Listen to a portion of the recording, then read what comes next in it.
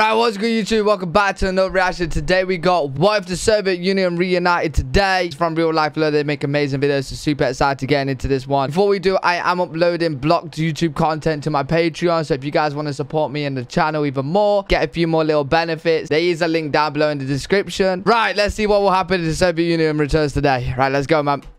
The year is 2017, and in November of this year, it will mark the 100th anniversary of the Communist Revolution in Russia. The Soviet Union dissolved in 1991, but what would the world be like if the USSR suddenly reunited today? What would the Soviet Union look like if it existed today in 2017? To begin, let's think about what countries today used to be a part of the Soviet Union. If the Soviet Union reunited today, it would completely encompass the countries of Russia, Ukraine, Belarus, Moldova, Lithuania, Latvia, Estonia, Georgia, Armenia, Azerbaijan, Kazakhstan, Uzbekistan. Hey, look, Russia was big enough without these. Turkmenistan, Kyrgyzstan, and Tajikistan.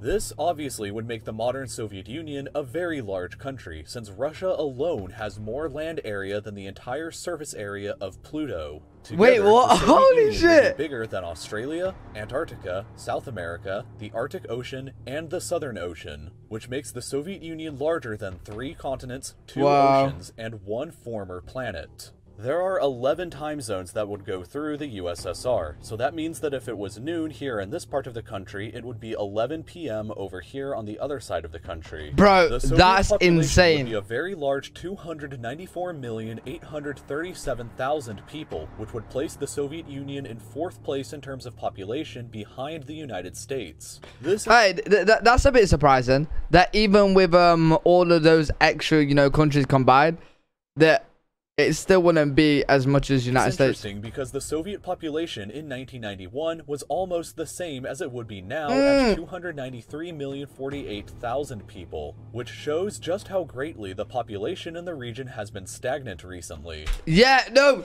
we watched a video on this. We watched it. Wait, it was to do with I can't remember which war now, but it was to do with a war because so many people died during the war that because there's so many people died, they was not able, to reproduce, right? So they're lagging, they're like low-key lagging behind in the, in the population. The American population, it was a really interesting video. At the same time in 1991 was 248,710,000 people, which was smaller than the Soviets. But in the time since, the American population has greatly increased to nearly 319 million people. A majority of the people living inside the USSR would be ethnic Russians at about 46% of the population, with sizable minorities of Ukrainians, Uzbeks, and over 100 other ethnic groups. Russian would be the dominant language of the state just as it was during the Soviet times, as 58% of the population would be capable of speaking and understanding it. Russian would likely be the sole official language within the country, and a return to communism would have to take place in order for a true recreation of the Soviet Union to be possible. The Communist Party of the Soviet Union would be the sole legal political party within the country and would possess a monopoly on power. A return to state-sponsored atheism would be enforced, where believers would be free to practice their faith in private or in designated religious buildings, but all public displays of religion outside of these designated areas would be forbidden. Despite this, however, the Soviet Union would still have a very large religious population, with only 12% of the modern population claiming to be atheist or non-religious. 54% would be Orthodox Christians, another 3% Catholic, 24% Sunni Muslims, 3% Shia Muslims, and a final 4% of multitude of other diverse religions. The capital city would be located in Moscow, the present capital of Russia and the largest city of the modern Soviet Union. To add up to the top 5 largest cities in the country, we would add St. Petersburg, which would be renamed back to Leningrad, as well as Kiev, Tashkent, and Minsk. The Soviet economy— Do you know what? Like, I don't know too much about, like, the recent fucking Russia invading Ukraine, right? But I kind of got the gist that it was because they was wanting to join the EU. Do you reckon Russia wants to bring back the Soviet Union?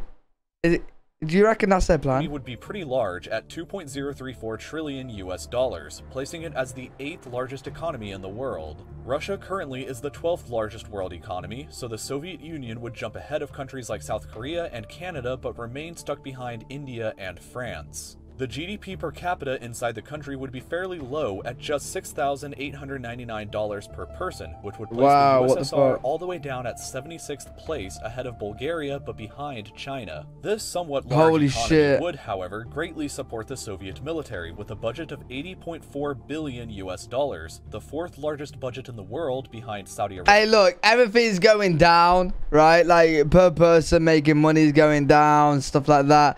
But it's fine. Our military expenses going up. Arabia, China, of course, and the United States. What the Soviets would lack in funds, however, they would make up for in sheer size with a force of 1,436,000 active duty soldiers, the second highest number in the world behind China. But the USSR would... China has 2.3 million.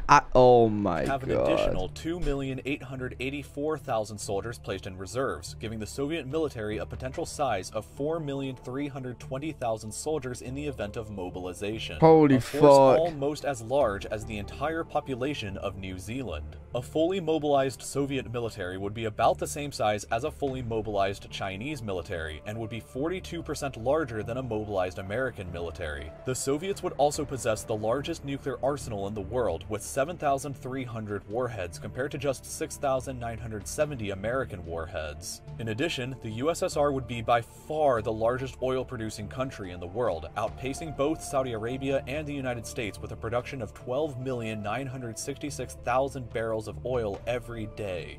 If we get a little more ambitious with this and decide to add all of the former territories the older Russian Empire into the modern Soviet Union, some interesting things begin to happen. To do this, we would add all of Finland, a very large chunk of Poland including the capital Warsaw, and all of Alaska. Doing this would raise the Soviet you know what?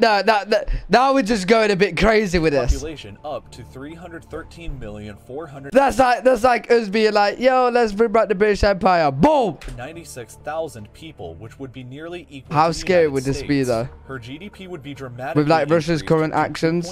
How scary? Trillion US dollars, now placing the USSR as the world's 6th largest economy, ahead of both India and France, but still remaining behind the United Kingdom and Germany. The added land would make the Super Soviet Union. How the fuck? Like, look how small England is, bro. Like. About the same size as the Mongol Empire was at its height. The difference in size between the two empires would only be an area about the size of Montenegro. All things considered, the Soviet Union likely wouldn't quite be the superpower that it once was. It would have the largest nuclear arsenal in the world, the second largest conventional military in the world, and would be the world's largest producer of oil, but would be shackled by a struggling economy and a stagnant population growth. The United States and NATO would almost certainly be hostile to a resurgent Soviet Union, so the USSR would have to seek allies elsewhere in Asia and Africa. It would likely be the cause for resuming the Cold War, or the start of a Cold War II that could have global consequences. The Soviet Union's very geography would likely determine how she would interact in the modern world. So big. The Soviet Union's expansion was partially a move to spread the socialist revolution, but it was also a bid to protect Moscow. You see, every bit of Russia's border is protected with geography, except for here.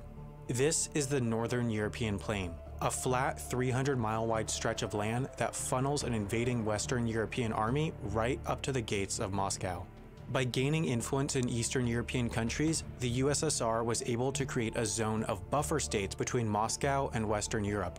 Not only is the Russia of today weakened by its lack of buffer states, but it is also condemned by its geography because it has no ice-free deepwater ports with direct access to an ocean. That means it's hugely expensive to ship Russian goods out of the country. Oh, and the Navy can't properly function without the permission of NATO countries and allies.